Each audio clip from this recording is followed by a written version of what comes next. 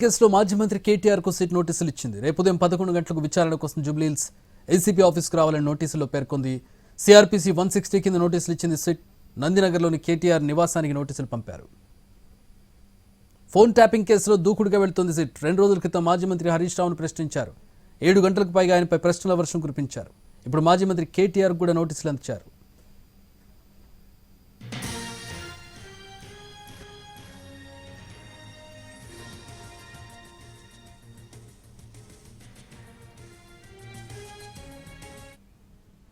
రేపు ఉదయం 11 గంటలకు కేటీఆర్ సిట్ విచారణకు హాజరవబోతూ ఉన్నారు. అలాగే సాయంత్రం 6 గంటలకైనా ప్రెస్ మీట్ కూడా పెట్టబోతూ ఉన్నారు. మా ప్రతినిధి రవి ప్రస్తుతం కేటీఆర్ నివాసం నుంచి లైవ్లో అందుబాటులో ఉన్నారు. రవి,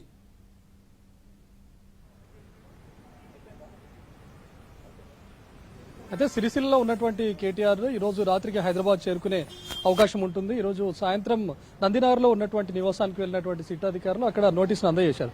సేమ్ హరీష్ రావుకి ఎలాగైతే నోటీస్ ఇచ్చారో 160 సిఆర్పీసీ కింద సేమ్ అదే నోటీసును కూడా కేటీఆర్ కు సర్వ్ చేశారు. అయితే ఈ ఫోన్ ట్యాపింగ్ కేసులో సిట్ ఏర్పాటు అయిన తర్వాత నుంచి చాలా దూకుడుగా వెళ్తా ఉన్నారు.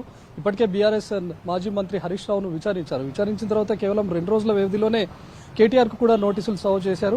అయితే హరీష్ రావుకు నోటీసులు సర్వ్ చేసినప్పుడు అందులో క్లియర్ గా మెన్షన్ చేశారు. నోటీసులో పంజాగుట్టలో నమోదైనటువంటి 2024 మార్చి 10వ తేదీన నమోదైనటువంటి కేసు ఎవరైతే చక్రధర్ గౌడ్ ఫిర్యాదు చేశారో తన పైన, దానిపైన ఆల్రెడీ క్వాష్ కూడా జరిగింది, కోర్టు కూడా వెళ్లారు. హరీష్ రావు ఫోన్ ట్యాపింగ్ కి పాల్పడినట్టు ఎలాంటి ఆధారాలు సేకరించలేకపోయారు కాబట్టి ఆ కేసును పూర్తిగా క్వాష్ చేసింది. అదే విషయాన్ని కూడా నోటీసులో పేర్కొన్నారు. పలానా కేసు క్వాష్ అయినప్పటికీ ఫోన్ ట్యాపింగ్ కేసు ఇంకా దర్యాప్తులో ఉంది కాబట్టి హరీష్ రావుకు మేము నోటీసులు సర్వ్ చేశాం, హరీష్ రావు నుంచి స్టేట్మెంట్ ను రికార్డ్ చేస్తాం అనే విషయాన్ని చెప్పారు. కానీ కేటీఆర్ కు నోటీసులు ఇవ్వడం వెనుక ఏముంది, అసలు సిట్ ఏం ఆలోచిస్తుంది అనేది తెలియాల్సి ఉంది. ఎందుకంటే హరీష్ రావు పైన ఆల్రెడీ బాధితులు ఎవరైతే ఫోన్ ట్యాపింగ్ బాధితులు ఉన్నారో ఫిర్యాదు చేయడం చూసాం, కేసు నమోదవడం పంజాగుట్ట పిఎస్ లో, ఆ తర్వాత ఆ కేసు క్వాష్ అయినా కూడా దర్యాప్తులో ఉంది కాబట్టి విచారించాలి అని చెప్తున్నారు. కానీ ఇప్పుడు కేటీఆర్ కు సర్వ్ చేసినటువంటి నోటీసులో కూడా సేమ్ అదే అంశాలను కూడా పేర్కొన్నారు. కొన్ని వివరాలు సేకరించాలి, కేటీఆర్ దగ్గర నుంచి స్టేట్మెంట్ ను రికార్డ్ చేయాలి అనే అంశాన్ని చెప్తా ఉన్నారు. సో ఇప్పటికే కేటీఆర్ కూడా రెస్పాండ్ అయ్యారు. 6 గంటలకు మీడియాతో కూడా మాట్లాడబోతున్నారు సిరిసిల్ల నుంచి. ఏం చెప్తారు అనేది కూడా చూడాలి. విచారణకు అటెండ్ అవుతాను అని కూడా చెప్పారు. రేపు ఉదయం బీఆర్ఎస్ భవన్కి వచ్చిన తర్వాత అక్కడ నుంచి ఎమ్మెల్యేలతో సమావేశమై అక్కడ నుంచి నేరుగా సిట్ ఆఫీస్కి వస్తారు. ఇప్పుడు సిరిసిల్ల నుంచి నేరుగా ఫామ్ హౌస్కి వెళ్తారు. కేసీఆర్ తో కూడా చర్చిస్తారు ఈ నోటీసుల అంశం పైన. అయితే హరీష్ రావు విచారణ కొనసాగిన తర్వాత దాదాపు 7 గంటల పాటు విచారించి బయటకు వచ్చిన తర్వాత హరీష్ రావు మీడియాతో మాట్లాడుతూ చెప్పారు, సిట్ అధికారులు నన్ను ప్రశ్నించడం కాదు, నేనే సిట్ ను ప్రశ్నించాను అనే విషయాన్ని కూడా చెప్పారు. కావాలని డైవర్షన్ పాలిటిక్స్ జరుగుతూ ఉన్నాయి, డైవర్షన్ లో భాగంగానే తనకు నోటీసులు ఇచ్చారు. అక్కడ ఫోన్ ట్యాపింగ్ అనే దానికి ఎలాంటి ఆధారాలు సేకరించలేకపోతున్నారు.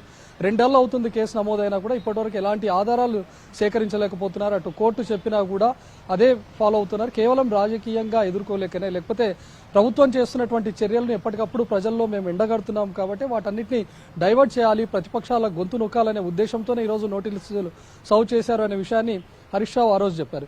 ఈవెన్ కేటీఆర్ కు నోటీసులు ఇచ్చిన తర్వాత కూడా హరీష్ రావు స్పందించారు దీనిపైన. ముఖ్యంగా బొగ్గు గనుల వ్యవహారాన్ని, బొగ్గు గనుల కాంట్రాక్ట్ వ్యవహారాన్ని పూర్తిగా డైవర్ట్ చేసే విషయంలో భాగంగానే కావాలని నోటీసులు ఇస్తున్నారు. తనకు నోటీసులు ఇచ్చినప్పుడే నేను ఎక్స్పెక్ట్ చేశాను, రేపో మాపో కేటీఆర్ కు కూడా నోటీసులు ఇస్తారు అని చెప్పి, సో అనుకున్నటువంటి విధంగానే నోటీసులు ఇచ్చారని హరీష్ రావు స్పందించడానికి మనం చూసాం. ఈవెన్ హరీష్ రావుకు నోటీసులు ఇచ్చినప్పుడు కూడా కేటీఆర్ వెంటనే రెస్పాండ్ అయ్యారు. అప్పుడు కూడా చూస్తే ప్రతిపక్షాల గొంతు నొక్కాలని ఉద్దేశపూర్వకంగానే ఈరోజు కుట్ర జరుగుతోంది. అందులో భాగంగానే నోటీసులు ఇచ్చారు.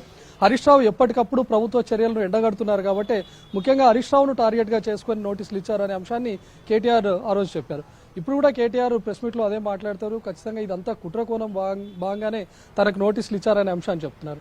మరి ఎంటైర్ ఇప్పుడు సిట్ ఏర్పాటు అయిన తర్వాత ఫోన్ ట్యాపింగ్ వ్యవహారాన్ని చూస్తే ప్రభాకర్ రావును 14 రోజుల పాటు విచారించిన తర్వాత కీలకమైనటువంటి ఆధారాలు సేకరించారు. తన దగ్గర నుంచి స్టేట్మెంట్ ను కూడా రికార్డ్ చేశారు. ఇప్పటికే ఎవరైతే నిందితులు అరెస్ట్ అయి స్టేట్మెంట్ ఇచ్చారో బెయిల్ పైన ఉన్నటువంటి నిందితులను కూడా మరోసారి సిట్ ఆఫీస్ కు పిలిపించారు. ప్రభాకర్ రావు కస్టడీ విచారణలో ఉండగానే ఆ నిందితులను కూడా పిలిచి విచారించారు. వేర్వేరుగా స్టేట్మెంట్ రికార్డ్ చేయడమే కాకుండా ప్రభాకర్ రావును ముందుంచి ప్రభాకర్ రావుతో పాటు కలిపి విచారించి కూడా స్టేట్మెంట్ రికార్డ్ చేశారు. సిట్ ఏర్పాటు అయిన తర్వాత ఇందులో అధికారులు, పోలీసు అధికారులు ఎవరైతే ఉన్నారో నిందితులు వీళ్ళనే కాకుండా ఎవరైనా బాధితులుంటే వాళ్ళ నుంచి కూడా స్టేట్మెంట్ రికార్డ్ చేస్తామని చెప్పారు. ఎమ్మెల్యేల కొనుగోలు అంశంలో కీలకంగా ఉన్నటువంటి నందు దగ్గర నుంచి స్టేట్మెంట్ రికార్డ్ చేశారు. నందు కీలకమైనటువంటి పేర్లను కూడా ప్రస్తావించారు. ఆ రోజు తన ఫోన్ ట్యాపింగ్ జరిగింది అని చెప్పి నేను ముందుగానే కంప్లైంట్ చేశాను. రామచంద్ర భారతి వీళ్ళు ఎవరైతే ఉన్నారో వాళ్ళ కాల్ రికార్డింగ్స్ బయటకు వచ్చినప్పుడే తన ఫోన్ ట్యాపింగ్ కి గురైందనే విషయాన్ని నేను పోలీసులకు ఫిర్యాదు చేశాననే అంశాన్ని నందు చెప్పారు. సో నందు దగ్గర నుంచి కూడా స్టేట్మెంట్ రికార్డ్ చేశారు. సో అటు ప్రభాకర్ రావు విచారణలో కానీ లేకపోతే ఆల్రెడీ ఇప్పటికే ఉన్నటువంటి రాధాకిషన్ రావు, తిరుపతన్న, భుజంగరావు వీళ్ళ దగ్గర నుంచి రికార్డ్ చేసినటువంటి స్టేట్మెంట్స్ ఆధారంగానే తర్వాతి చర్యలు ఉంటాయని చెప్పారు. సో వాళ్ళు ఏమైనా బీఆర్ఎస్ నేతల పేర్లు చెప్పారా, లేకపోతే బాధితుల నుంచి కూడా స్టేట్మెంట్స్ రికార్డ్ చేశారు కాబట్టి వాళ్ళు ఏమైనా ఈ కేటీఆర్ పేరు కానీ హరీష్ రావు పేరు ఏమైనా ప్రస్తావించారా, అందులో భాగంగానే నోటీసులు ఇచ్చి విచారిస్తున్నారనే చూడాలి. హరీష్ రావును జరిగినటువంటి విచారణ మొత్తంగా కూడా చూస్తే తనే నేను ఉల్టా ప్రశ్నించాను, మరి అప్పుడు ఉన్నటువంటి డీజీపీ మహేందర్ రెడ్డిని ఎందుకు పిలవట్లేదు, తనను ఎందుకు విచారించట్లేదు, నేనేమైనా అప్పుడు హోంమంత్రిగా ఉన్నానా, ఫోన్ ట్యాపింగ్తో నాకేంటి సంబంధం అనే నేను సిట్ అధికారులను ప్రశ్నించాను అనే విషయాన్ని హరీష్ రావు చెప్పారు. సో ఇప్పుడు తాజాగా కేటీఆర్కు నోటీసులు ఇవ్వడం వెనుక చూస్తే అటు ఎవరైనా బాధితులుగా వచ్చి స్టేట్మెంట్ ఇచ్చినటువంటి వాళ్ళు కేటీఆర్ పేరును ప్రస్తావించారా, లేకపోతే సిట్ విచారణను ఎదుర్కొన్నటువంటి నిందితులు కానీ ప్రభాకర్ రావు కానీ ఇంకెవరైనా వాళ్ళ పేర్లను కేటీఆర్ పేరును ప్రస్తావించారా అనేది చూడాల్సి ఉంది. Chakri. All right, thanks for the updates Ravi. మా ప్రతినిధి